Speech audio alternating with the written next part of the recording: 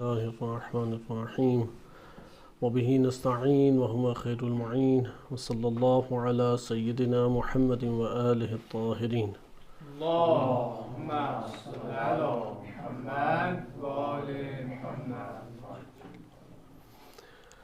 ماہ مبارک رمضان کی آمد پہ آپ سب کو ہدیہ تبریک پیش ہے کہ اللہ تعالی ہم سب کو اس ماہ مبارک میں اس مہینے کی رحمتیں، برکتیں اور مغفرت کے حصول کی توفیق عنایت فرمائیں، اور اپنی بھرپور کوشش کریں کہ اس ماہ مبارک میں جو نبی صلی اللہ علیہ وسلم اور ائمہ اطہار علیہ السلام کی خصوصاً فرمودات ہیں اس کے اوپر عمل پیرا ہوں۔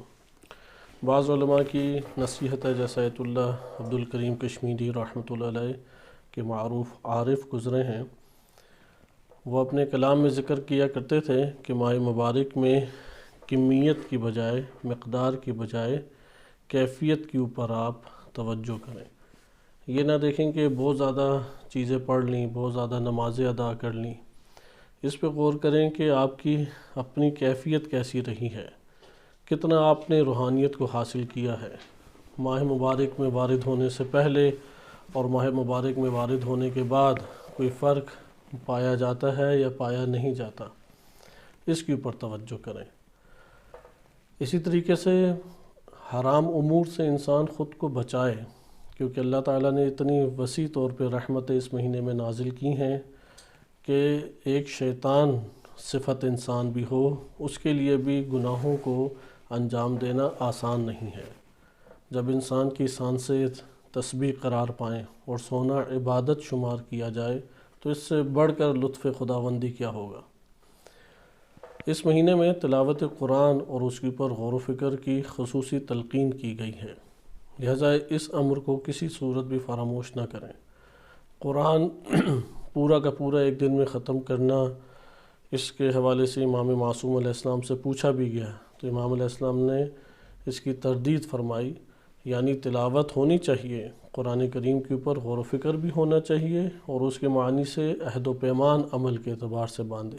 بالفاظ دیگر انسان کی اپنی معنوی اور روحانی عروج تک پہنچنے کے لیے یہ مہینہ انتہائی اہمیت کا حامل ہے، لہٰذا جب یہ مہینہ ختم ہو، انسان کے گناہ ختم ہو جانے چاہیے، چھٹ جانے چاہیے، ایک روحانی انسان کے اندر کیفیت طاری ہونی چاہیے، معنویت کی لذت سے انسان کو آشنا ہونا چاہیے۔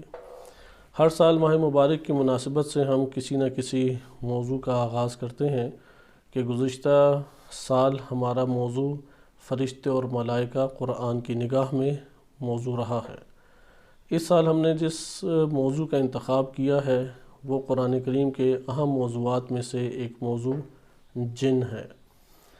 اللہ تعالیٰ نے قرآن کریم میں جن مخلوقات کی طرف اشارہ کیا ہے اور ان کا تذکرہ کر کے کچھ ان کے امور کی معرفت انسان کو کرائی ہے، ان میں سے جن بھی ہے۔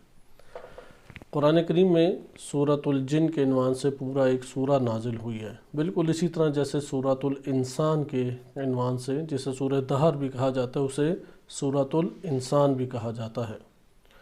یقیناً جن کے عنوان سے جب قرآن میں ایک سورہ ہے اور متعدد آیات ہیں کہ جن کا عدد تقریباً 30 کے قریب یا اس کے لگ بھگ ہے، اس سے کم و بیش 30 کے قریب آیات کریمہ ہیں کہ جو جنات کے موضوع کے اوپر وارد ہوئی ہیں، اور بلا شک و شبہ ایک آیت ہی کسی امر کے بارے میں ہونا وہ ہمارے لیے کافی ہے۔ اس کا معنی یہ ہے کہ انسان کی زندگی میں جنات کا ایک حد تک کردار ہے۔ وہ کردار کیا ہے، ہم اس کی ممکن ہے کہ بہت تفصیلی معلومات نہ لے سکیں، لیکن جتنی مقدار کی معلومات ہمیں میسر آ سکتی ہیں ہم اس کو انشاءاللہ تعالی لینے کی کوشش کریں گے۔ سب سے پہلے اس کے لغوی معنی کو دیکھتے ہیں اور اس کی قرآن کی آیات کے تناظر میں سب سے پہلے معرفت حاصل کرنے کی ہم کوشش کریں گے اپنی صلاحیت اور استطاعت کے مطابق، اور روایات اہل بیت علیہم السلام سے ضمنی طور پہ فائدہ اٹھائیں گے، انشاءاللہ تعالی استفادہ کریں گے۔ ہمارے معاشرے میں جن کے عنوان سے بہت سارے توہمات پائے جاتے ہیں، بہت سارے گمانات باطل پائے جاتے ہیں جن کی کوئی اساس نہیں ہے، کوئی بنیاد نہیں ہے۔ ایک خوف اور ایک ڈر انسان کے وجود میں بلا وجہ ڈالا گیا ہے اور اس کو انتہائی محیر العقول ایک ذات بنا کے پیش کیا گیا جس کا مقابلہ انسان نہیں کر سکتا۔ اگر ہم قرآن کریم کی آیات میں اس کو ملاحظہ کریں تو ہمیں اس کے برعکس حقیقت دکھائی دیتی ہے۔ یہ نہیں کہتے کہ بہت سارے امور جو جادو کی انواع سے ہیں ان کی کوئی حقیقت موجود نہیں ہے، اگرچہ اس مسئلے میں بھی اختلاف ہے، لیکن وہ بہت قلیل ہے، تمام معاشروں میں قلیل ہے۔ یعنی سورۃ السحر کے نام سے قرآن میں کوئی سورہ نازل نہیں ہوئی، سورۃ التعویذ کے نام سے قرآن میں سورہ نہیں ہے۔ ان چیزوں کا قرآن نے سب سے پہلے ذکر کیا ہے جو انسانی زندگی کے لیے انتہائی مؤثر ہیں، جیسے سورۃ النساء ہے۔ اسی طریقے سے آپ دیگر صورتوں کو دیکھیں، حیوانات کے اوپر مشتمل ہیں، حشرات پر مشتمل ہیں۔ یہ انسان کی زندگی میں مادی یا معنوی اعتبار سے اثر انداز ہوتے ہیں، جن کے عنوان سے انشاءاللہ موضوع کے اعتبار سے ہم آگے آہستہ آہستہ بڑھتے چلے جائیں گے۔ آج ہم جن کے عنوان سے جس موضوع کا مطالعہ کریں گے وہ اس کے لغوی معنی ہیں، اور قرآن کی آیات کے تناظر میں اس کی ظاہری خلقت کے بارے میں معلومات حاصل کریں گے، اس کی ظاہری خلقت کیسی ہے۔ پھر انشاءاللہ تعالیٰ آگے آہستہ آہستہ ہم انشاءاللہ بڑھتے چلے جائیں گے۔ جہاں تک لغوی معنی کی بات ہے، میں آپ کے سامنے تیزی سے بعض اہل لغت کے بیانات کو ذکر کر دیتا ہوں، کیونکہ اہل لغت کے کلمہ جن کے حوالے سے زیادہ اختلاف وارد نہیں ہوا۔ کلمہ جن کے نون کے اوپر تشدید ہے، جیم نون نون، 2 دفعہ نون ہے، 3 حرفوں سے یہ کلمہ بنا ہے۔ اردو فارسی میں یہ اسی طرح استعمال ہوتا ہے جیسا کہ عربی زبان میں یہ موجود ہے۔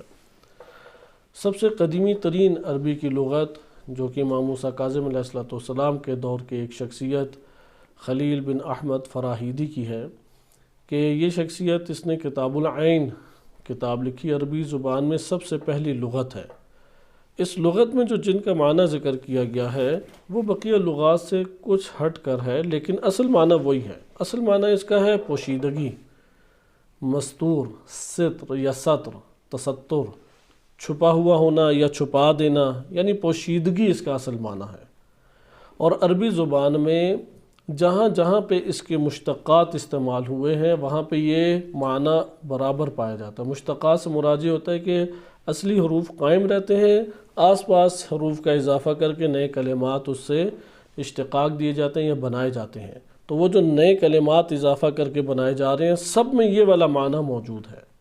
میں چند کی مثال دے دیتا ہوں، جیسا کہ جنین، چونکہ وہ ماں کے پیٹ میں موجود بچہ جنین کہلاتا ہے، کیونکہ پوشیدہ ہے ماں کے پیٹ میں، اس لیے اسے جنین کہتے ہیں۔ اسی طرح رات چیزوں کو چونکہ ڈھانپ دیتی ہے، اس لیے عربی زبان میں اجنہ اللیل، کہ رات نے ڈھانپ دیا، تاریکی رات کی چھا گئی، کیونکہ وہ ڈھانپ دیتی ہے اس لیے اس کے لیے بھی کلمہ اجنہ استعمال ہوا ہے۔ اسی طرح انسان جس چیز سے دشمن کے مقابلے میں اپنے جسم کو چھپاتا ہے اور محفوظ رکھتا ہے اسے کہتے ہیں جنتن، ڈھال جیسے ہے۔ اب اس میں بھی آپ کلمات جیم نون نون دیکھ رہے ہیں، ڈھال کو کیوں جنتن کہتے ہیں؟ جیسے کہا گیا کہ الصوم جنت النار، جہنم کی ڈھال ہے، کیونکہ جو مد مقابل آگ ہے اس آگ سے جسم ڈھنپا ہوا ہے، اس آگ سے جسم پوشیدہ ہے، جو چیز پوشیدہ کر رہی ہے وہ ڈھال کہلاتی ہے۔ اس کو پوشیدہ کرنے کی بنیاد پہ اس جہت سے کیا کہہ دیا جاتا ہے؟ جنتن، جیم کے اوپر ضمہ۔ اسی طرح سے جنت کا لفظ آپ نے سنا ہوگا، کلمہ جنت۔ جنت کو کیوں جنت کہا جاتا ہے؟ کیونکہ دنیا والوں سے وہ پوشیدہ ہے، یا حد اقل دنیا والوں سے اس کا اجر و ثواب اور اس کی نعمتیں پوشیدہ ہیں، اس لیے جنت کو جنت۔ آپ دیکھیں پوشیدہ کلمہ ہر جگہ پہ یہ لفظ وارد ہو رہا ہے اور چل رہا ہے۔ اسی طریقے سے وہ باغ جو درختوں سے ڈھکا ہوا ہو اسے بھی جنت کہا جاتا ہے۔ جنت کا کلمہ اس باغ کے لیے بھی استعمال ہوتا ہے کہ جو کاملاً درختوں سے ڈھکا ہوا ہے۔ آپ ملاحظہ کریں کہ جہاں جہاں پہ جیم نون نون کا لفظ ہے وہاں پہ پوشیدگی، ادھر مخفی ہونا یا تستر مستور ہونا اس کا کلمہ موجود ہے۔ اسی طرح اگر عقل چھپ جائے اس کو کہتے ہیں جنون۔ کلمہ جنون عربی لفظ ہے، مجنون یعنی جس کی عقل جو ہے وہ چھپ کے رہ گئی ہے، پوشیدہ جس کی عقل ہو گئی ہے۔ انہی میں سے ایک کلمہ جن ہے، یعنی وہ وجود کہ جو حواس سے انسان کے نظر نہیں آتا، حواس کی دسترس میں نہیں آ پاتا، ہمارے 5 سینسز کی دسترس میں نہیں آ پاتا۔ اس کو چونکہ یہ پوشیدہ ہے، اس لیے ایسی خلقت کو کیا کہہ دیا جاتا ہے؟ جن۔ اب آپ آئیں، جب میں نے چند مشتقات آپ کی خدمت میں بیان کیے، ہم اہل لغت سے ادھر استفادہ کرتے ہیں۔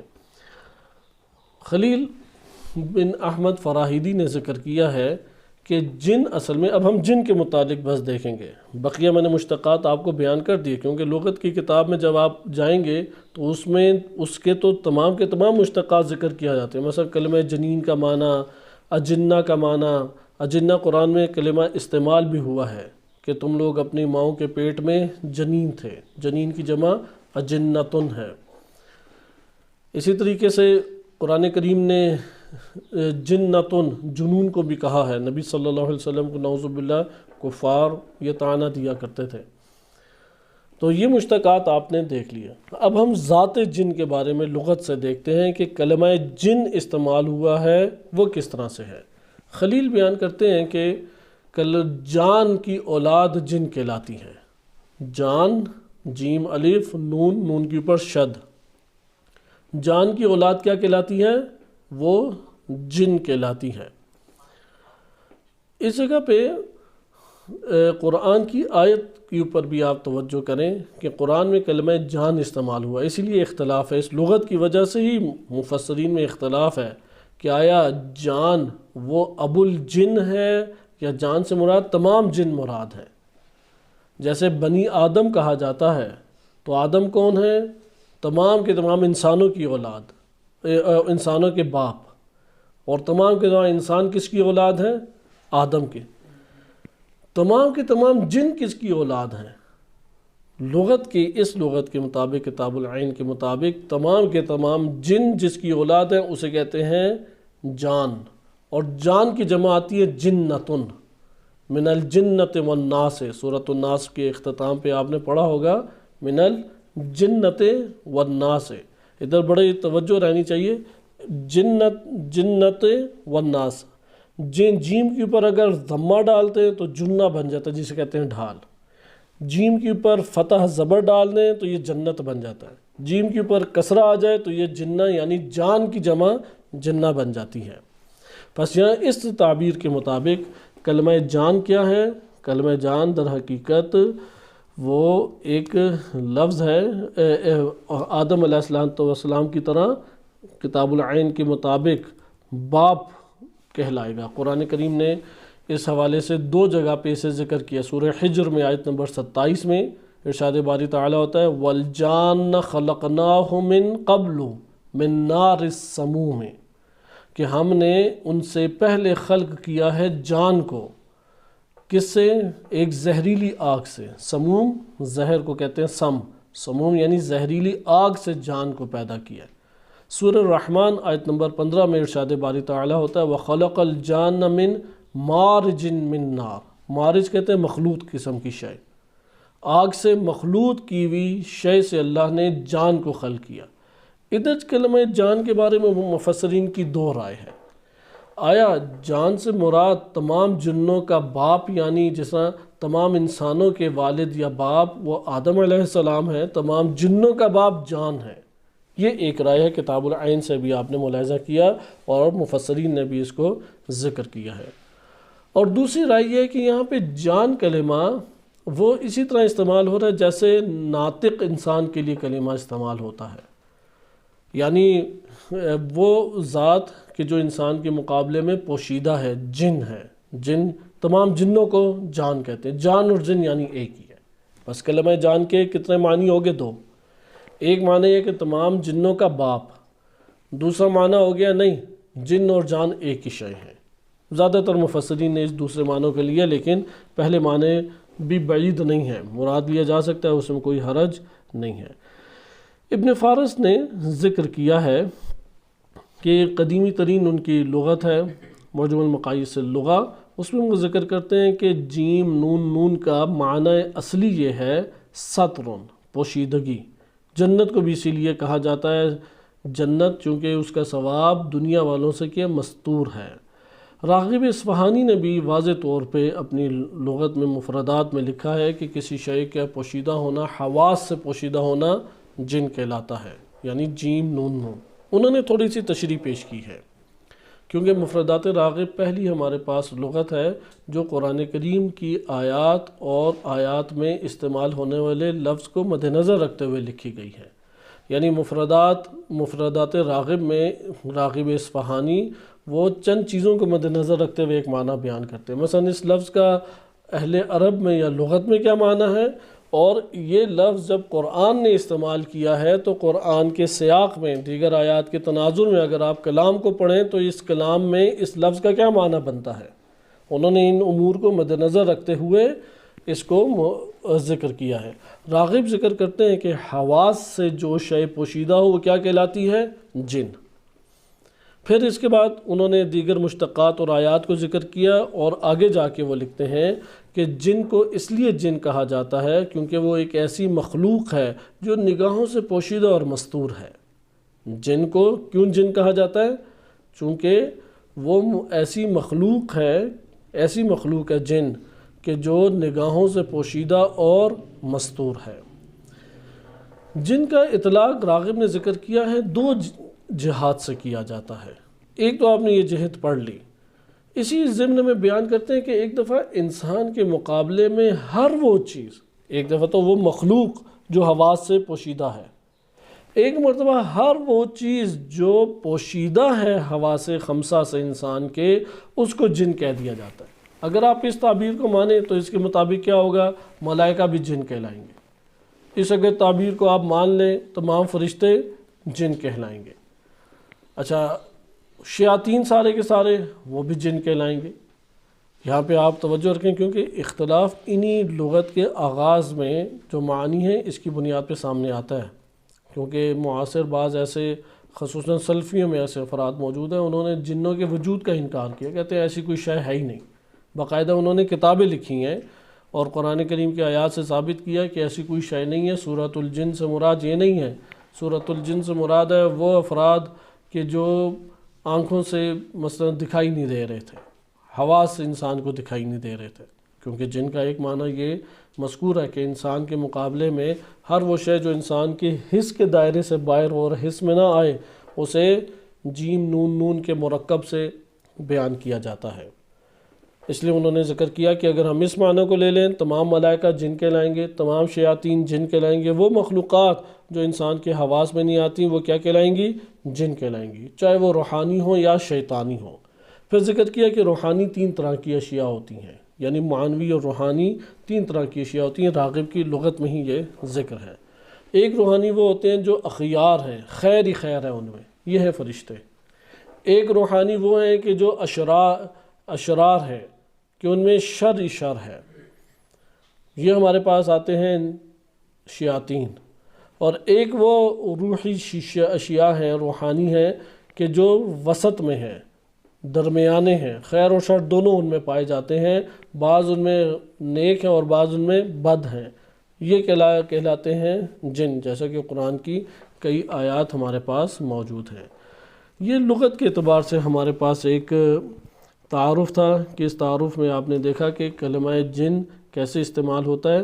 بعض افراد نے اسی کی بنیاد پر یہ ادعا کیا ہے کہ قرآن کریم میں جس جن کا کلمہ وارد ہوا ہے، یعنی جنات کہہ کے جو کلمہ وارد ہوا ہے، اس سے مراد وہ مخلوق نہیں ہے جو لوگ سمجھتے ہیں۔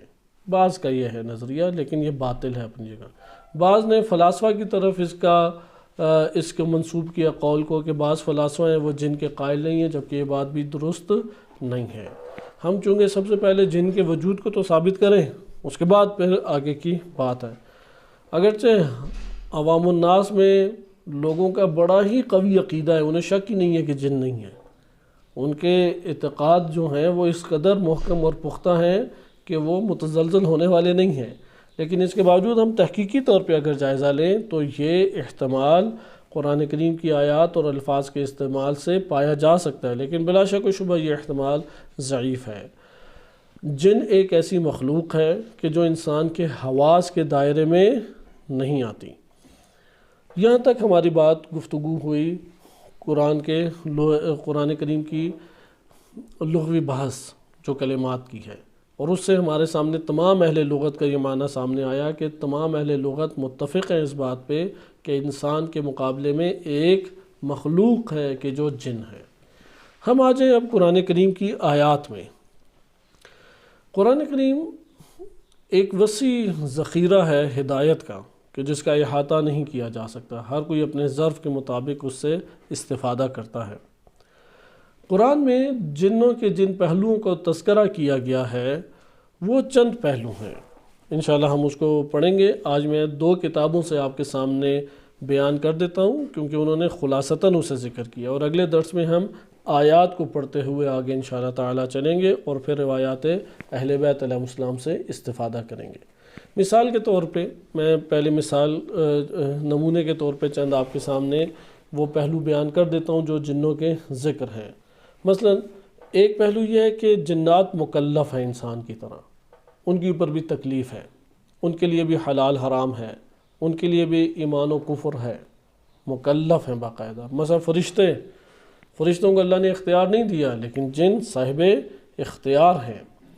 اسی طرح جنوں کا ایک اور پہلو بیان کیا گیا ہے جو قرآن نے ذکر کیا ہے، وہ باتوں کو سمجھتے ہیں، وہ عربی کلام سمجھتے ہیں، وہ انسانوں کا کلام سمجھتے ہیں، جانتے ہیں، بوجھتے ہیں، ان کو اس چیز کا علم ہے۔ اسی طرح سے قرآن کریم میں جو پہلو ذکر کیے گئے ہیں انس و جن کے، ان میں ان کے شیاطین میں سے ہونا، نبی سے دشمنی کرنا، انسان سے دشمنی کرنا، البتہ دشمنی کی اساس وہی ہے، حق اور باطل۔ دشمنی کی اساس یہ نہیں ہے کہ آپ دہی لینے جا رہے ہیں تو کوئی چمٹ گیا اچانک آپ کو، یہ قرآن کریم کی نگاہوں میں کوئی ایسی صورت بیان نہیں کی گئی۔ ہاں یہ صورت بیان کی گئی ہے کہ مثلا گزر رہا ہے جنوں کا ایک گروہ، تو انہوں نے قرآن کی آیات سنی تو اس کو سمجھا، اس کے اوپر غور کیا، اس کے اوپر ایمان لائے، پلٹے اپنی قوم میں، ان کو اللہ کی طرف دعوت دی، انذار کیا، یہ موجود ہے۔ ان کے فاسد نظریات کو قرآن نے ذکر کیا کہ جن کیا نظریات رکھتے ہیں، بس ان سے ہمیں اور بہت سارے ضمن میں پتہ لگیں گی چیزیں۔ مثلا جس طرح انسان جسم اور روح کا مرکب ہے، اسی طریقے سے جن بھی جسم اور روح کا مرکب ہے۔ اب آئے ہم کتاب سے استفادہ کرتے ہیں۔ میں پہلے تفسیر المحیط الاعظم و بحر الخزم، ایک معروف کتاب ہے، عارف کامل سید حیدر آملی رحمۃ اللہ علیہ، 8ویں صدی ہجری کے، علامہ ہلی کے دور کے ہیں، قدیم ہمارے علماء میں سے گزرے ہیں۔ انہوں نے ایک تفسیر لکھی ہے، تفسیر المحیط الاعظم، اس سے میں آپ کی خدمت میں یہ بیان پڑھ کے سناتا ہوں، چونکہ انہوں نے چند احادیث کو بھی اس ضمن میں ذکر کیا ہے اور اس میں بعض اچھے نکات کو ذکر کیا، اور پھر ہم تفسیر میزان سے خلاصہ پڑھیں گے اور بقیہ انشاءاللہ تعالی اگلے درس میں ملاحظہ کریں گے، تاکہ ہمیں اب ہم نے لغوی معنی کے بعد خلقت کو ہم پڑھ رہے ہیں، یعنی ابھی جو امور آپ کی خدمت میں ذکر کیے جائیں گے وہ جنوں کی خلقت سے متعلق ہیں، کیسی وہ مخلوق ہیں، کس طرح سے ان کی حدود کتنی ہیں، اور انشاءاللہ اگلے درس میں پھر آیات سے استفادہ بھرپور طریقے سے کریں گے۔ تفسیر المحیط الاعظم جلد نمبر 2 میں ایک باب 9 نمبر باب ہے کہ جس میں ارواح کے وجود کی معرفت کو بیان کیا گیا، یعنی روحوں کی معرفت ہونی چاہیے۔ روحوں کی معرفت میں انہوں نے المارجیہ الناریہ، کیونکہ قرآن میں ہے کہ من مارجن من نار، کہ اللہ تعالیٰ نے کیسے خلق کیا جان کو، کہ آگ سے جو مخلوط قسم کی ایک آگ تھی، اسی لیے انہوں نے آگ اور مارج کو قرآن کریم سورہ الرحمن کی آیت سے لیا ہے کہ الارواح وہ روحیں المارجیہ الناریہ، المعبر عنہم بالجن فی الکتاب والسنہ، جسے کتاب اور سنت میں تعبیر کیا جاتا ہے جن سے۔ اس میں یہ ذکر کرتے ہیں کیونکہ عالم کی جتنی ہمیں معرفت ہوگی توحید سے ہم اتنا آشنا ہوں گے، جو جہان اللہ تعالیٰ نے خلق کی ہیں اس سے جتنی انسان کی معرفت بڑھتی چلی جاتی ہے اتنا اس کے لیے توحید اور اللہ سبحانہ و تعالیٰ کی معرفت بڑھتی چلی جاتی ہے۔ جب آپ عالم کی طرف آتے ہیں تو عالم ارواح میں آپ بالخصوص جن اور انس کی ایک تقسیم دیکھتے ہیں. اس لیے جسم کے اعتبار سے یہ تقسیم نہیں ہے، فقط ارواح کے اعتبار سے ایک تقسیم ہے. ان ارواح کو جسم الگ الگ ملے ہیں. بعض ارواح وہ ہیں کہ جنہیں جسم ترابی ملا ہے، تراب یعنی مٹی والا جسم. بعض ارواح ایسی ہیں کہ جن کو جسم ناری ملا ہے. جسم تراب اور جسم نار کا ایک لطافت ہے. ہم اس کتاب سے استفادہ کرنے سے پہلے اس نقطے کو بھی ملاحظہ کر لیں کہ جن ہمیں نظر کیوں نہیں آتا، کیونکہ وہ روح جن جس جسم سے وابستہ ہے وہ جسم آگ سے بنا ہے، اور آگ کا تقاضا بعض چیزیں ہیں. مثلا آگ میں لطافت پائی جاتی ہے. آپ آگ کو پکڑ نہیں سکتے، یا پکڑ سکتے ہیں؟ آپ آگ کو پکڑیں گے وہ آپ کے ہاتھوں سے نکل جائے گی. آگ روشنی کا فائدہ دیتی ہے، آگ حرارت پہنچاتی ہے، آگ جلاتی ہے. یہ آگ کی خصوصیات ہیں. ان خصوصیات کے اثرات جسم کے اوپر بھی نمایاں ہوتے ہیں. اس سے جو تشکیل پائے گا جسم، اس کے اوپر اس کے اثرات نمایاں ہوں گے یا نہیں؟ لہذا وہ اثرات نمایاں ہوتے ہوئے آگ کے جو اثرات اس کے جسم پہ نمایاں، وہ لطیف ہے، یعنی باریک ہے. وہ ایسی ذات ہے، مثلا آگ کئی شکلیں اچانک اختیار کر لیتی ہے یا نہیں؟ ہوا ہی کے دوش کے اوپر کئی شکلیں اختیار کر لیتی ہے. چونکہ لطیف ہے، کئی شکلوں میں ڈھل جاتی ہے، نئی گرفت میں انسان کی آتی. اس وجہ سے ان مماثلت کی وجہ سے جن کے جسم کی تشکیل جب اس سے ہوئی، اگرچہ مخلوط ہے وہ آگ، جیسے مٹی بھی مخلوط ہے. مارج کا کلمہ ہرج مرج اسی سے ہے کہ جب چیزیں آپس میں خلط ملط ہو جاتی ہیں. تو مارجن سے مراد یہی ہے کہ ایک مخلوط قسم کی اختلاط موجود ہے اس کے اندر. لیکن وہ جب جسم بنا تو وہ جسم کئی شکلیں اختیار کر سکتا ہے. وہ جسم اتنا لطیف اور باریک ہے کہ وہ انسان کے حواس سے پوشیدہ ہو سکتا ہے. یہ مارج کی خصوصیات ہے. اس کے مد مقابل تراب کی کچھ خصوصیات ہیں. مٹی گاڑی ہوتی ہے یا نہیں؟ مٹی جو ہے وہ حواس کے دائرے میں آسانی سے آ جاتی ہے یا نہیں؟ گاڑی بھی ہوتی ہے، حواس کے دائرے میں بھی آتی ہے، پھر محدود ہوتی ہے، اس کی حد بندی آرام سے سامنے آ جاتی ہے. یہ خصوصیات مٹی سے بننے والے اجسام کی بھی ہیں. بس جن جو ہمیں پوشیدہ نظر آتا ہے، پوشیدہ ہم سے ہوتا ہے، اور پوشیدگی میں اس کا ہونا، حواس کے دائرے سے باہر ہونا، اس کا سبب اس کا روح ہونا نہیں ہے. اس کا سبب کیا ہے؟ آگ سے اس کے جسم کی تشکیل کا ہونا ہے. اور انسان کی مٹی سے ہونا وہ اس کا سبب ہے کہ اس کے اندر کثافت، گاڑھا پن اور یہ والی چیزیں موجود ہوں.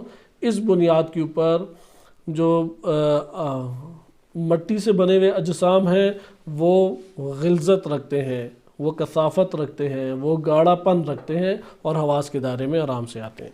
آئیں اب ہم اس کتاب سے استفادہ کرتے ہیں.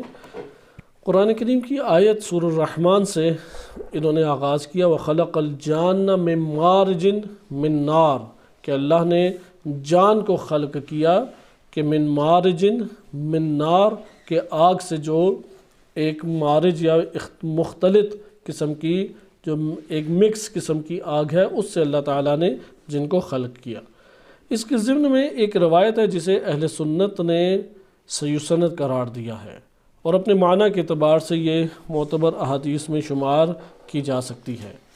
اس روایت کو اگر آپ ملاحظہ کریں کہ نبی صلی اللہ علیہ وسلم فرماتے ہیں، صحیح مسلم میں یہ روایت ہے، اور سید حیدر عاملی رحمۃ اللہ علیہ نے اپنی تفسیر المحیط العظم میں اسے ذکر کیا ہے. حدیث کی کلمات ملاحظہ کریں، ان اللہ خلق الملائکہ من نور، ملائکہ کو اللہ نے خلق کیا ہے نور سے.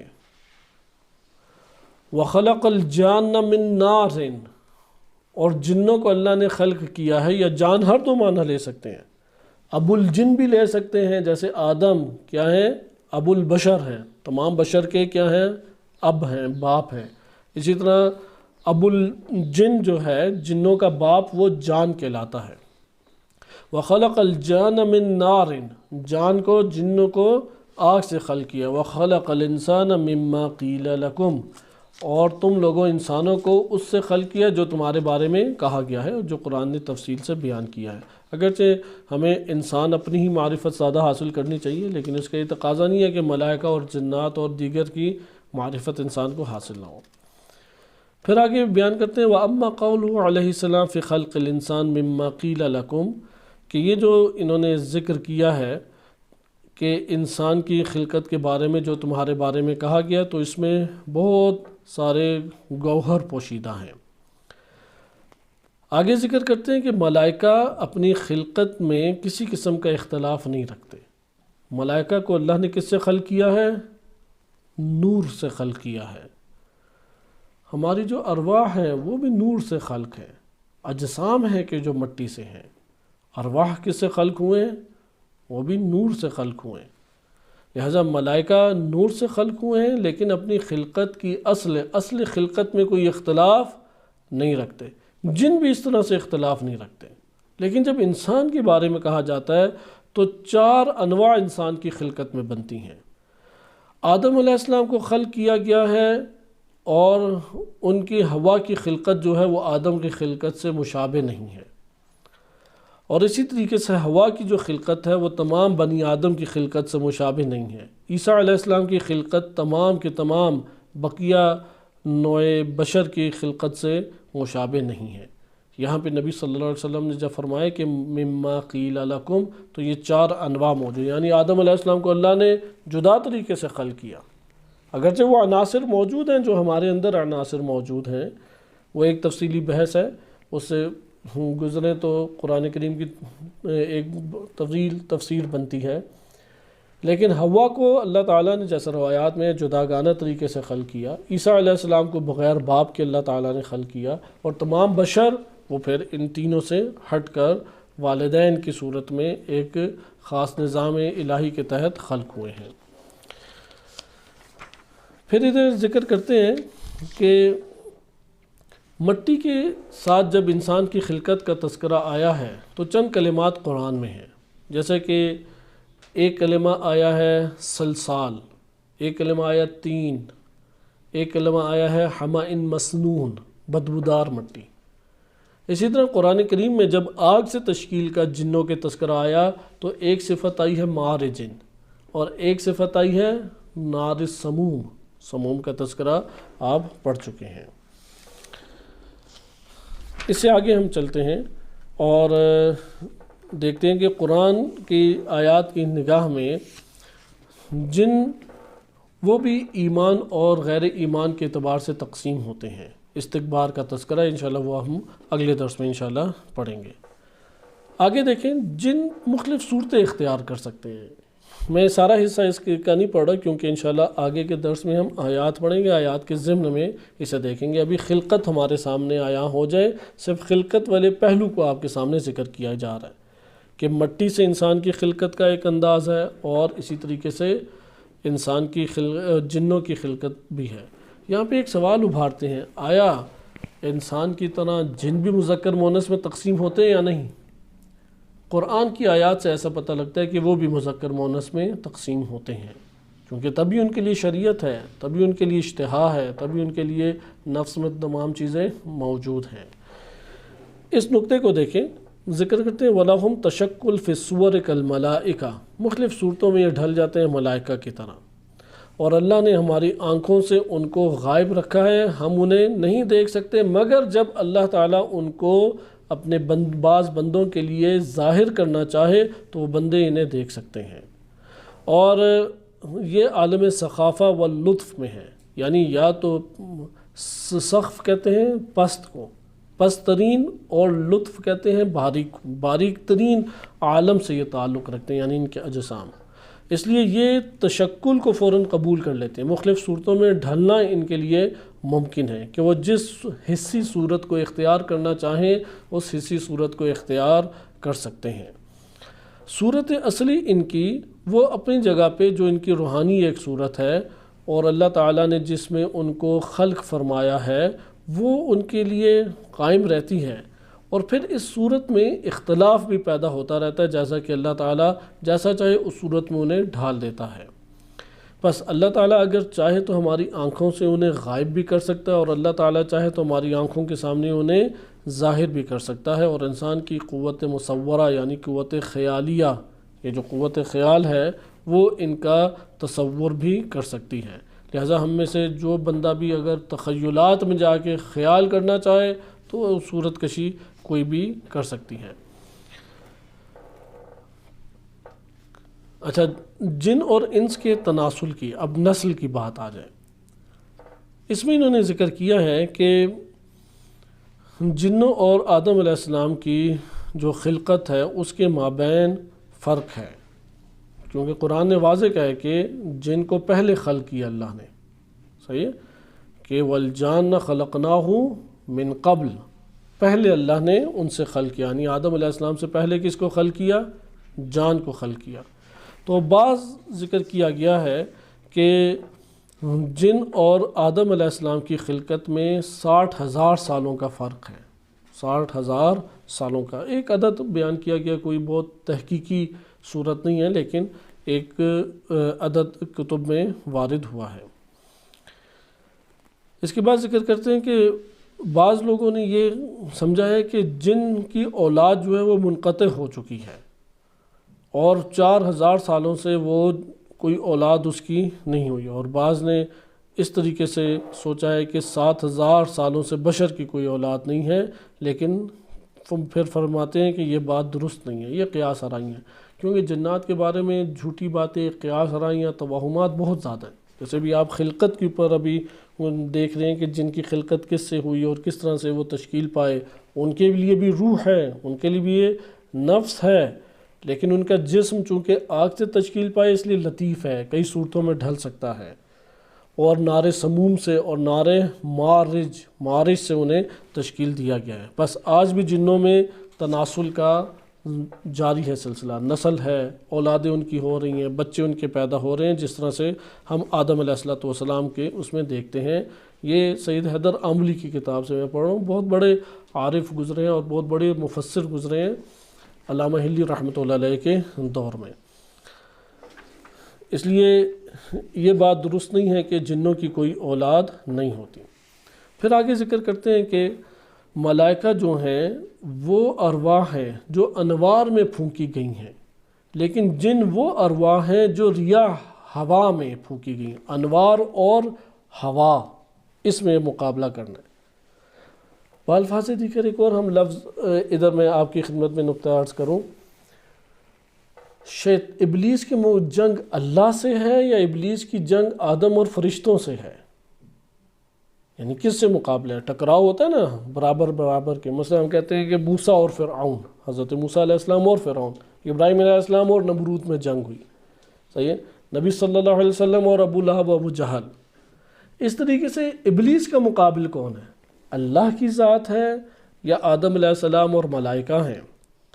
در حقیقت یہاں پہ ٹکراؤ جو ہے وہ ابلیس اور ملائکہ کا ہے، کیونکہ ملائکہ وہ خلقت ہے جس نے سجدے کر لیے، ابلیس وہ خلقت ہے کہ جس نے تکبر دکھایا، نہ کہ ابلیس اللہ سے ٹکرا رہا ہے، اس نے نافرمانی کی۔ ایسا نہیں ہے کہ اللہ کی حاکمیت میں ابلیس کی حاکمیت چل رہی، نہیں، اللہ نے ایک جہان خلق کیا ہے اور اس کے ہر امر میں فرشتوں کی کوئی نہ کوئی شان ہے۔ پوری کی پوری اس دنیا میں کوئی امر ایسا وارد نہیں ہوتا مگر فرشتوں کا اس میں دخل موجود ہے۔ فرشتوں کا، ہم یہ گزشتہ سال جو درس پڑھے اس میں آپ قرآن کریم کی آیات سے ہم اسے لے کے چلے تھے، اس میں آپ ملاحظہ کر چکے ہیں، کوئی امر ایسا نہیں ہے۔ اسی طریقے سے ابلیس ہے جو اس راہ میں مشکلات پیدا کرتا ہے۔ ملائکہ انسان کو اپنی طرف کھینچتے ہیں، ابلیس انسان کو اپنی طرف کھینچتا ہے۔ جنات بھی اسی طرح سے، جن مومنین ہیں ملائکہ کی طرف، ملائکہ اپنی طرف کھینچتے ہیں، لیکن انہی جنات کو ابلیس اپنی طرف کھینچتا ہے۔ لہذا اب مقابل میں آ جائیں کہ ایک ملائکہ کا ٹکراؤ ابلیس سے اور ابلیس کا ٹکراؤ ملائکہ سے ہے، کیونکہ اللہ نے ان کا تقابل قرآن کریم میں ذکر کیا ہے، وہ مخلوق جس نے سجدہ کر لیا اور وہ جس نے سجدہ، اس لیے ابلیس اور آدم کا اس طرح ٹکراؤ نہیں بنتا۔ آدم اور جن ایسی مخلوق ہیں کہ جو دونوں میں سے کسی کے بھی ہو سکتے ہیں، یعنی بنی آدم اور بنی الجان، آپ مثلا کہہ لیں کہ جان کی اولادیں اور اس کے فرزندان بیٹے۔ قرآن میں کیوں کہا گیا کہ شیطان جو انسان کا عدو مبین، کھلا دشمن ہے؟ کھلا دشمن اسی لیے ہے نا کہ وہ کھینچتا ہے نا انسان کو، ٹکراؤ کی بات ہے، مثلا نمرود اور ابراہیم علیہ السلام، یہاں پہ مثلا آپ کہتے ہیں آگ اور رات اور دن، ان کا آپس میں تضاد بنتا ہے. اس طرح اللہ اور ابلیس کا تضاد نہیں ہے، کیونکہ اللہ سے کسی کا مقایسہ نہیں کیا جا سکتا. جس کا مقایسہ بنتا ہے، اب ہم نے کس سے تعلق پیدا کرنا ہے یہ ہمارے اوپر ہے. ابلیس سے تعلق پیدا کرنا ہے یا فرشتوں سے تعلق پیدا کرنا ہے. جنوں کے لیے بھی اسی طرح اختیار ہے نا، کہ جن آزاد ہیں کہ کوئی کہیں پہ بھی رات کو گزر رہا ہے، کوئی قبرستان سے جا رہا ہے، کوئی اکیلا کمرے میں بیٹھا ہے، جن آ کے اسے ہلانا جلانا شروع کر، وہ ایک خیال ہے انسان کا جو اسے تنگ کر رہا ہے، نہ کہ جن اتنا آزاد ہے. اور پھر ابھی انشاءاللہ تعالیٰ آئے گا کہ قرآن کی نگاہ میں دیکھیں تو جن بشر کے ماتحت ہے. بشر کو اللہ نے زیادہ قوت دی ہے جن کی نسبت. انشاءاللہ آئے گا، اس میں ہم آیات اور روایات سے استفادہ کریں گے. یعنی اگر قوت کے اعتبار سے اور کمالات کی پہنچ کے اعتبار سے مقایسہ کیا جائے جن اور بشر میں، کیونکہ جن اور بشر کا بھی آپس میں مقایسہ نہیں ہے. اصل جو جنگ چل رہی ہے اللہ تعالیٰ کی اس مملکت میں، وہ فرشتے اور ابلیس کے درمیان چل رہی ہے. ملائکہ جو ہیں چونکہ وہ ولایت الہی کہلاتے ہیں اور ولایت الہی میں لانے کا ذریعہ ہیں، اور اللہ کے حکم کی نافرمانی نہیں کرتے، جس نے ان سے تعلق قائم کر لیا وہ ولایت الہی میں ہے. اور ان دونوں کے اوپر حاکم اللہ نے آدم کو رکھا ہے. آدم علیہ السلام خلیفہ ہیں، ایسا نہیں ہے کہ ابلیس کے لیے خلیفہ نہیں ہے، ہیں یا نہیں ابلیس کے لیے؟ ابلیس کے لیے بھی خلیفہ ہیں آدم علیہ السلام. اس لیے یہ تصور نہیں کر سکتے کہ ابلیس جو ہے وہ آدم علیہ السلام کے اوپر فوقیت لے جائے گا. یہی وجہ ہے کہ انبیاء علیہ السلام و ائمہ علیہ السلام کے سامنے ابلیس شکست کھا گیا. اس نے واضح اقرار کیا کہ اے اللہ، میں تیرے ان بندوں کے اوپر سلطانیت اپنی نہیں دکھا سکتا، قدرت اپنی نہیں چلا سکتا. لہٰذا یہاں پہ یہ جو تدبیر ہوتی ہے، اس تدبیر میں ان دو کا آپس میں ٹکراؤ پیدا ہوتا ہے، اور اس کے نیچے پھر سلسلے آگے چلتے ہیں. اس لیے یہاں پہ جو مقایسہ کیا جا رہا ہے اس میں آپ یہ نہ سمجھیں کہ ملائکہ اور جن آپس میں ٹکراؤ رکھتے ہیں. نہیں، ملائکہ اور جن نہیں، لیکن ان کی لطافت کو مد نظر رکھتے ہوئے گفتگو. مثلا ابلیس چونکہ کان من الجن، کہ انشاءاللہ تعالیٰ ابھی ہم آئیں گے قرآن کریم کی آیات میں تو پڑھیں گے، کیونکہ ابلیس جن میں سے ہے، اس وجہ سے وہ دکھائی نہیں دیتا اور حواس کے دائرے سے باہر ہے. لیکن ملائکہ اور جنوں کا آپس میں ٹکراؤ موجود نہیں ہے. فالملائکۃ ارواح منفوخۃ فی انوار، انوار کے اندر ان کی روحوں کو پھونکا گیا، یعنی ملائکہ کی روحوں کا تعلق انوار سے ہے. والجان، جن کیا ہیں؟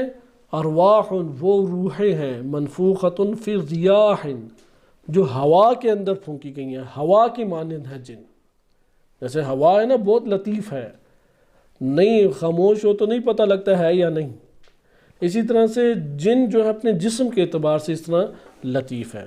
والاناسی ارواح منفوخۃ فی اشباح، انسان وہ ارواح ہیں کہ جنہیں پھونکا گیا ہے اشباح میں. شبہ کہتے ہیں سائے کو، بدن کو روح کا سایہ ایک نوع کہتے ہیں. یہ جو ہمارا بدن ہے ظل سے تعبیر کرتے ہیں، اور عرفا ویسے بھی اس کائنات کو ظل سے تعبیر کرتے ہیں، کیونکہ سایہ اس شے کی حقیقت نہیں ہے لیکن اس کی طرف نشاندہی کرتے ہیں. اس لیے ہمارے اجسام ہماری روحوں کی حقیقت نہیں ہے. اس لیے جیسا ہمیں اپنا چہرہ آئینے میں دکھائی دیتا ہے، ہماری روح ویسی نہیں ہے، لیکن اس لیے اس کو سائے سے تعبیر کیا. بہرحال فی اشباح کی اس میں تفصیل ہے، وہ ایک الگ مورد میں آئے گی. پھر آگے انہوں نے ذکر کیا ہے کہ جو پہلا جان موجود اول ہے، لم یفصل عن الموجود الاول من الجان انثى، کہ پہلا جو جان خلق ہوا تو اس سے اس کی مؤنث کو اللہ نے جدا نہیں کیا. بالکل اسی طرح جب آدم علیہ السلام کو خلق کیا تو اللہ نے آدم کی مؤنث کو بھی ساتھ ہی رکھا. جن مراحل میں آدم رہے ہیں ان مراحل میں حوا رہی ہیں یا نہیں. اسی طریقے سے جان کو جب اللہ نے خلق کیا، جن پہلا جن جو ہے ابو الجن جسے کہتے ہیں، آپ جان کہہ لیں کتاب العین کے مطابق اور بعض مفسرین کے مطابق، اس کے لیے اللہ تعالیٰ نے مؤنث بھی رکھی.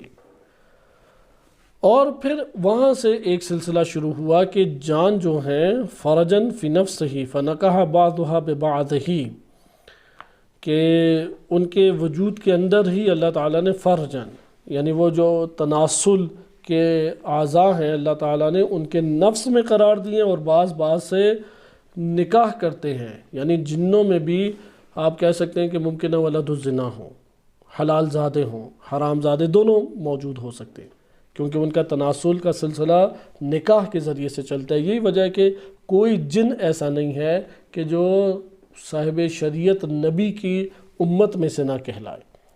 جیسے جتنے اس دور کے جن ہیں وہ نبی صلی اللہ علیہ وسلم کی امت کے دائرے میں آئیں گے، اور قرآن میں انشاءاللہ مقایسہ ہوگا کہ بشر کی قوت زیادہ ہے یا جن کی قوت زیادہ ہے، اور وہ واقعات آپ کے سامنے پیش کیے جائیں گے۔ ان میں بھی مذکر ہیں، ان میں بھی مؤنث ہیں، ان میں سے بھی بعض نکاح کرتے ہیں، اور ان کی خلقت میں خنثی جس کو ہم کہتے ہیں کہ درمیانی مخلوق یا خسرا، اس طرح ان میں بھی ایسے ایک نوع پائی جاتی ہے مذکر مؤنث کے مابین، اور یہ لوگ بھی عالم برزخ میں ہوتے ہیں، اور بشر سے اس طور پہ یہ مشابہ ہیں، اور ایک اعتبار سے بشر سے مشابہ ہیں، اور ایک اعتبار سے جن فرشتوں سے مشابہ ہیں۔ فرشتوں سے کس اعتبار سے مشابہ ہیں؟ لطافت کے اعتبار سے، صورت کشی، صورت کو اختیار کرنے کے اعتبار سے۔ بشر سے کس اعتبار سے مشابہ ہیں؟ جو زندگانی بشر کی چلتی ہے، گھرانے کو تشکیل دیتے ہیں، خانوادے کو تشکیل دیتے ہیں، مذکر مؤنث ہیں، نکاح کرتے ہیں، جرائم انجام دے سکتے ہیں، ایمان اور کفر کے اعتبار سے ان کے لیے بھی اللہ نے تکالیف رکھی ہیں۔ یہ سارے کے سارے امور جنوں کے لیے بھی ہیں۔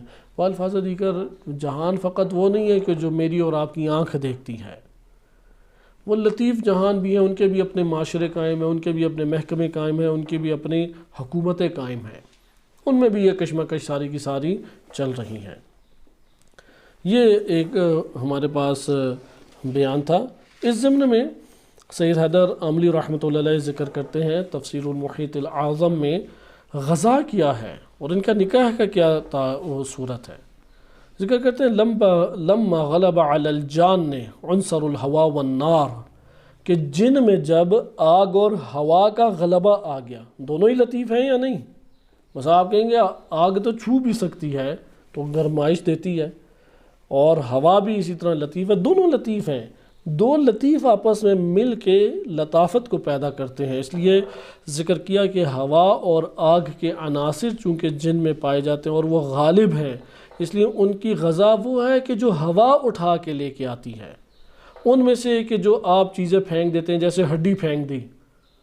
روایات اہل بیت علیہ السلام میں وارد ہوا ہے کہ پورے کے پورے گوشت کو، یعنی وہ کہتے ہیں نا کہ ہڈی سے پورا لباس گوشت اتار دیا آپ نے، پورا لباس گوشت نہ اتارے، کچھ حصہ رہنے دیں جس سے بدبو اٹھ سکے، وہ برتن کی طرح صاف شفاف نہ کرے، جیسے برتن دھو کے رکھتے ہیں تو ہڈی اس طرح دھو کے رکھتی ہے کہ وہ بلی دیکھ کے بھی واپس چلی جاتی ہے، اتنا اس نے صاف کیا ہوتا ہے۔ وہ کہتے ہیں اتنا صاف ستھرا نہ کریں، اس میں تھوڑے ذرات رہنے دیں تاکہ اس سے چیزیں اٹھیں، اور ہوا پھر اٹھائے اسے لے جائے۔ وہ جو اٹھا کے لے کے جاتی ہے اس سے جنوں کی خوراک اللہ تعالیٰ نے قرار دی ہے، اور اللہ نے اسی میں ان کے لیے رزق رکھا ہے۔ اور فَإِنَّ نُشَاهِدُ جَوْهَرَ الْعَظْمِ وَمَا يَحْمِلُ مِنَ اللَّحْمِ لَا يَنْتَقِضُ مِنْهُ شَيْءٌ، کہ ہم اس لیے یہی وجہ ہے کہ ہڈی جو ہے نا وہ کاملاً نہیں ٹوٹتی، اب تو پیجا بھی نکال لیتے ہیں، اس کا کوئی چیز ہی نہیں چھوڑتے کہ جس سے کوئی چھوٹ سکے۔ تو یہ ذکر کرتے ہیں اس کے اندر جوہر ہوتا ہے ہڈی کا، جس کو جتنا توڑنا چاہیے نہیں ٹوٹتا۔ پھر اس کے ایسے اللہ تعالیٰ نے ہڈی کے اعضاء رکھے ہوئے ہیں کہ کہیں نہ کہیں گوشت آپ نکالنا چاہیے نہیں نکال پاتے۔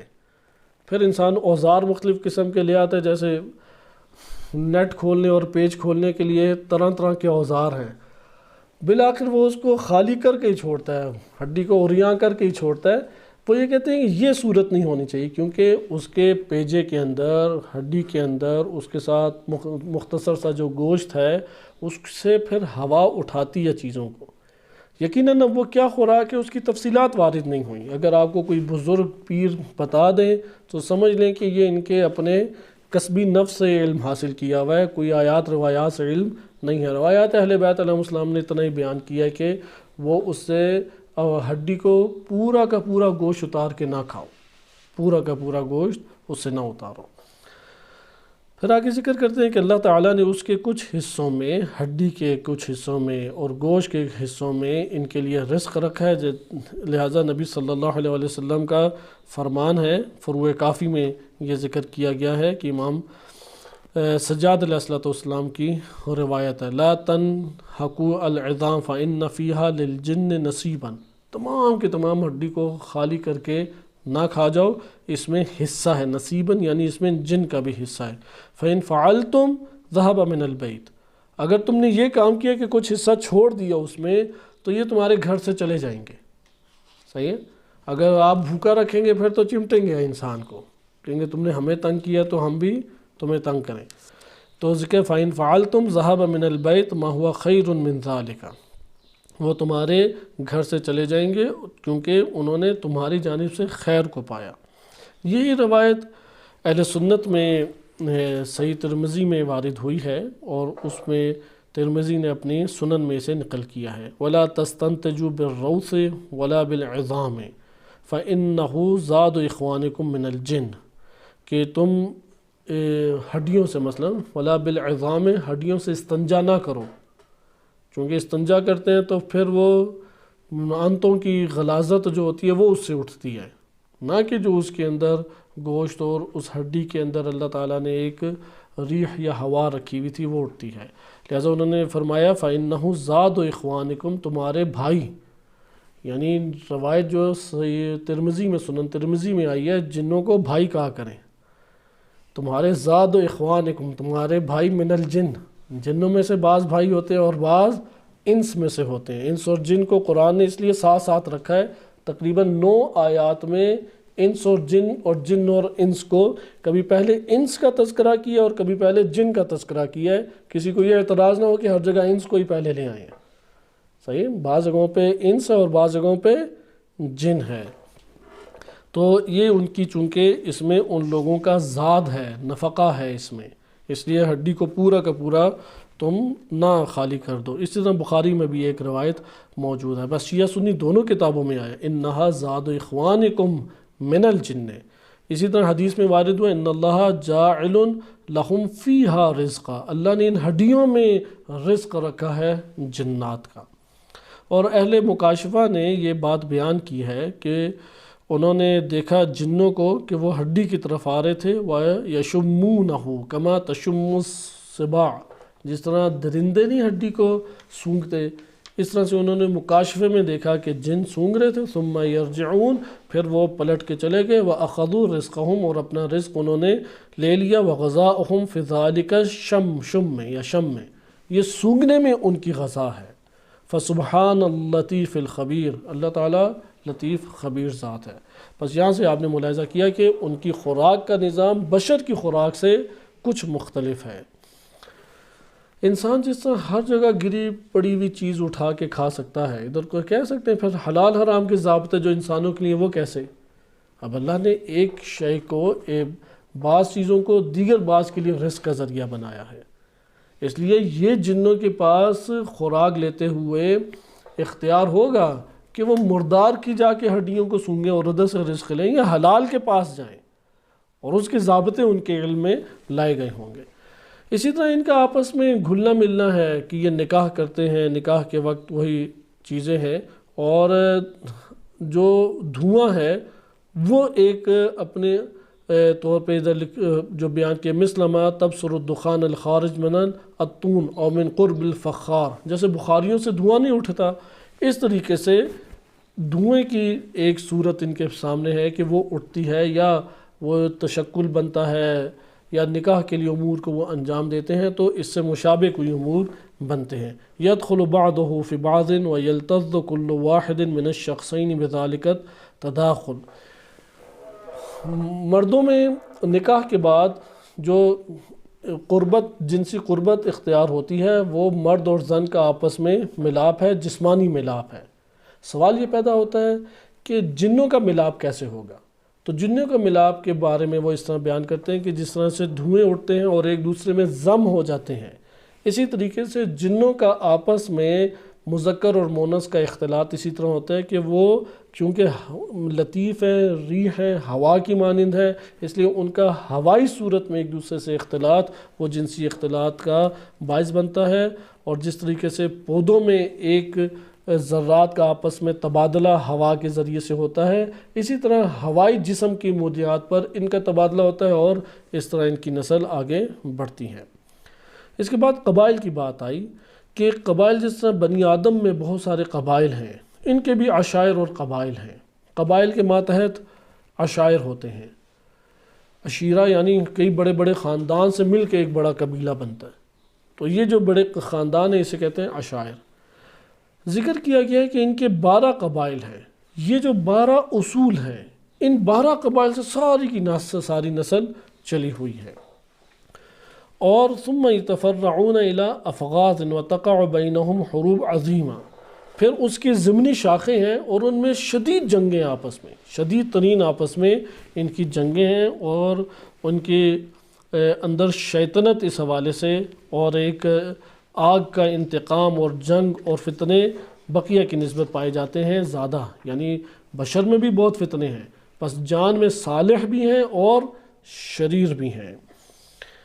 اسی ضمن میں تشکل عالم روحانی اور نشأت عالم جان ہے کہ اس کو انشاءاللہ تعالی ہم بعد میں ملاحظہ کریں گے۔ تھوڑا سا استفادہ تفسیر المیزان علامہ طباطبائی سے کرتے ہیں کہ انہوں نے سورۃ الجن کی جب تفسیر بیان کی، سورۃ الجن کا ہم ترجمہ پڑھیں گے، پوری تفسیر دقیق طور پہ نہیں پڑھیں گے، اس سے صفات کو بس اٹھائیں گے، کیونکہ سورۃ الجن کا آدھا حصہ جن سے مربوط ہے اور آدھا حصہ دیگر ہدایت کے امور اور معارف کے اوپر مشتمل ہے۔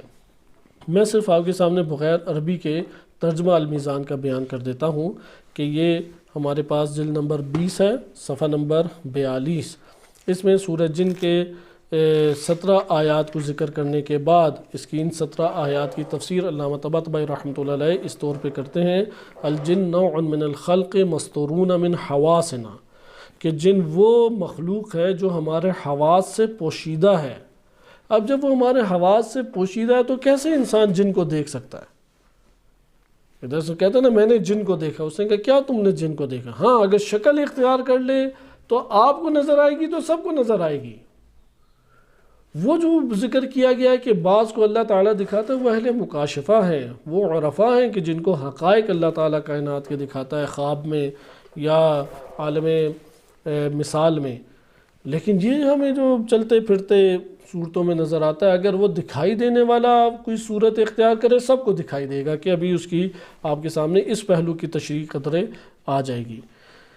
ذکر کرتے ہیں کہ قرآن کریم اس کے وجود کی تصدیق کرتا ہے، یصدق القرآن الکریم بوجودہم، لہٰذا جن لوگوں نے وجود جن کا انکار کیا وہ قرآنی آیات کا نعوذ باللہ انکار کرتے ہیں، قرآن واضح طور پہ ان کی تصدیق کرتا ہے اور ان کا ذکر کرتا ہے کہ یہ نوع مخلوق میں سے اور انسان کی نوع سے پہلے تھے، انسان بعد میں خلق ہوا، جن پہلے خلق ہوا۔ وَأَنَّهُمْ مَخْلُوقُونَ مِنَ النَّارِ، اور یہ آگ سے مخلوق خلق ہوئی ہے جیسا کہ انسان تراب سے خلق ہوا ہے۔ وَالْجَانَ خَلَقْنَاهُ مِن قَبْلُ مِن نَارِ السَّمُومِ، سورۃ الحجر آیت نمبر 27 پہلے بھی آپ نے پڑھی کہ اللہ تعالیٰ نے جان کو خلق کیا ہے انسان سے پہلے سموم، آگ سموم سے۔ پھر ذکر کرتے ہیں انہم یعیشون و یموتون، یہ بھی زندگی بسر کرتے ہیں، انہیں بھی موت آتی ہے، وَيُبْعَثُونَ، اور انہیں بھی محشور کیا جائے گا کل انسان۔ یہ سورۃ الجن میں خصوصی ان کے جو فاسد نظریات جنوں کے ذکر کیے ہیں، وہ مومن طبقہ ایک گروہ تھا مومن، وہ جب نبی صلی اللہ علیہ وسلم کی زبانی قرآن سنا تو مومن ہو گیا، انشاءاللہ اب اگلے درس میں اسے ملاحظہ کریں گے۔ جب وہ مومن ہو گیا تو انہوں نے اپنے آس پاس کے معاشرے کے جو جن معاشرے کے اندر پھیلے ہوئے گمراہ کن نظریات تھے اسے ذکر کیا، ان میں سے ایک یہی نظریہ تھا کہ بس اسی دنیا میں ہم ہیں، اس کے بعد کوئی جہان نہیں ہے، اس لیے اللہ تعالیٰ انہیں بھی مبعوث کرے گا۔ اولئک الذین حق علیہم القول فی امم قد خلت من قبلہم من الجن والانس ان فیہم ذکورا و اناسا، ان میں بھی مذکر ہے مؤنث ہے، یتکاثرون بالتوالد و تناسل، ان میں بھی اضافہ ہوتا رہتا ہے نسل کے ذریعے سے، اولاد پیدا ہونے کے ذریعے سے۔ قال تعالیٰ، کیونکہ قرآن کریم نے سورہ ذاریات سورہ جن آیت نمبر 6 میں ارشاد باری تعالیٰ ہوتا ہے وَأَنَّهُ كَانَ رِجَالٌ مِّنَ الْإِنسِ يَعُوذُونَ بِرِجَالٍ مِّنَ الْجِنِّ، انسانوں میں بعض ایسے مرد تھے کہ جو جن مردوں کے پاس پناہ لیتے تھے، اب پناہ کے حوالے سے بھی ہم دیکھیں گے، ادھر انجینئر مرزا صاحب نے یہاں سے یہ نتیجہ نکالا کہ جن کو آپ اگر پکاریں تو یہ بھی شرک اکبر ہے، دار اسلام سے خارج ہو جائے گا، یا یہ شرک ہے۔ حالانکہ اس آیت میں کوئی ایسی بات نہیں ہے، ادھر تو یہ بات ہے کہ انسانوں میں مرد ہیں وہ کس کی پناہ لے لیتے ہیں؟ جنوں میں جو مرد ہیں مذکر ہیں ان کی پناہ میں آ جاتے ہیں، صحیح ہے۔ اب یہاں پہ جو ہمارے پیش نظر ہے وہ ہے کلمہ رجال۔ کلمہ رجال مرد کے لیے بولا جاتا ہے، پس اس کا مطلب ہے ان میں بھی مرد اور مؤنث ہیں، ان میں شعور بھی ہے، ارادہ بھی ہے، بڑی قدرت رکھتے ہیں، بہت تیز حرکات کو انجام دے لیں، انتہائی مشقت والے کلمات کو انجام دے دیں۔ ہم انشاءاللہ سلیمان علیہ السلام کے قصص میں سے بعض کو ملاحظہ کریں گے جو قرآن نے جناب سلیمان علیہ السلام کے واقعے کے ضمن میں 3 اوصاف جنوں کے بیان کیے ہیں۔ نمبر 1، جن جو ہیں وہ خدمت گزار تھے، مسخر تھے سلیمان علیہ السلام کے لیے۔ نمبر 2، ان میں یہ قدرت تھی کہ وہ ملکہ بلقیس کے تخت کو لے کے آ جائیں۔ نمبر 3، عجیب و غریب دعووں کا شکار تھے کہ ہم علم غیب رکھتے ہیں، اور اس طرح کے وہ اپنے ایک تکبر میں شکار تھے۔ انشاءاللہ اسے ہم پڑھیں گے، اس کی طرف ان کا اشارہ ہے۔ انہم مکلفون کالانسان، انسان کی طرح انہیں بھی اللہ نے تکلیف دی ہے۔ یہ وہ جسے کہتے ہیں نا مادر پدر آزاد، یہ اس طرح آزاد نہیں چھوڑ دیے گئے، ان کے لیے بھی شریعت ہے، ان کے لیے بھی فقہی احکام ہے، ان کے لیے بھی تمام کے تمام اسی طرح ادارے ہیں، سمجھ لیں ان کے لیے بھی پولیس ہے، پکڑ لے گی۔ جیسے ہم میں سے ہر کوئی خنجر تو اگلے بندے کو مار سکتا ہے چلتے پھرتے، لیکن ڈرتا ہے، کوئی اس کے اپنے ضمیر میں کوئی خوف خدا ہوتا ہے، اس کے وجود میں کوئی بشر سے ڈرتا ہے، قانون سے کوئی ڈرتا ہے، اسی طرح ان میں بھی خوف اور یہ ساری چیزیں پائی جاتی ہیں۔ منہم مؤمنون، ان میں سے بعض ہیں کہ جو مومنین ہیں اور بعض ہیں کہ جو کافر ہیں، بعض صالح ہیں اور بعض طالح یعنی سرکش اور باغی ہیں۔ اور پھر قرآن کی چند آیات انہوں نے ذکر کی ہیں، نیچے آ جائیں، کہ ابلیس کا تعلق جن میں سے تھا اور وہ جن کی ذریت اور اسی کی قبیل میں سے ہے، یعنی جان کی اولاد میں سے جن تھا۔ اور اسی کے ضمن میں انہوں نے ذکر کیا ہے جنوں کے بارے میں کہ ان کے فساد کو ذکر کیا ہے اور بعض دیگر امور کو ذکر کیا کہ وہ انشاءاللہ تعالی ہم اب اگلے درس میں ملاحظہ کریں گے۔ خلقت کے عنوان سے آپ نے آج مختصر طور پہ بعض نکات کو ملاحظہ کیا، میں یہ چند نکات تیزی سے آپ کے سامنے بیان کر دیتا ہوں۔ جن جو ہے وہ روحیں ہیں کہ جو ہوا کے اندر ڈالی گئی ہیں، اس لیے ان کے جسم آگ اور ہوا سے تشکیل پائے ہیں۔ اچھا، نمبر 2، جنوں کے اندر ایک مشابہت ملائکہ سے، وہ ان کا لطیف اور باریک ہونا ہے، اور ایک ان کی مشابہت ہے بشر کے ساتھ، وہ ان کا نظام خاندانی چلنا اور مکلف ہونا ہے، کیونکہ فرشتے مکلف نہیں ہیں اللہ کی طرف سے، یعنی ان کا اختیار دے کے اللہ نے ذمہ داریاں اور تکلیف عائد نہیں کی، جنوں کو اختیار دے کے تکلیفیں اللہ تعالیٰ نے عائد کی ہے۔ خوراک کے بارے میں مختصر سا آپ نے پڑھا، ان کی زندگی کے بارے میں پڑھا، نکاح کے بارے میں آپ نے پڑھا۔ ایک اہم چیز جو ملائکہ سے ان کی جدا ہے، کیونکہ ملائکہ بھی مختلف صورتوں میں تمثل اختیار کرتے ہیں، یہ تشکل اختیار کرتے ہیں۔ اس کو علامہ طباطبائی رحمۃ اللہ علیہ نے اپنے المیزان میں بیان کیا ہے، اس کا بیان انشاءاللہ تعالیٰ کل آپ کی خدمت میں آئے گا بالفاظ دیگر۔ وہ یہ نقطہ ہے، اس کا نتیجہ بیان کر دوں، دلیل اور تفصیل انشاءاللہ کل آئے گی۔ فرشتے جب کوئی تصویر اختیار کریں تو انسان کی یہ آنکھ نہیں دیکھتی، بلکہ ان کے خیال میں اللہ تصرف کرتا ہے، یا وہ فرشتے کو اتنی قوت اللہ عطا کرتا ہے کہ وہ فرشتہ تصرف کرے اور اپنے آپ کو دکھلائے اس کے ذہن میں۔ لیکن جن جو ہے وہ جسمانی طور پہ خارج میں جسمانی طور پہ صورتیں اختیار کرتا ہے، جا کے چھوئیں تو نہیں ہوگا جسم، انسان کو جسم دکھائی دے رہا ہے، مختلف حیوانوں کی صورتیں اختیار کر لیتا ہے، چیزوں کی صورت اختیار کر سکتا ہے۔ وصلی اللہ علی سیدنا محمد وآلہ طاہرین۔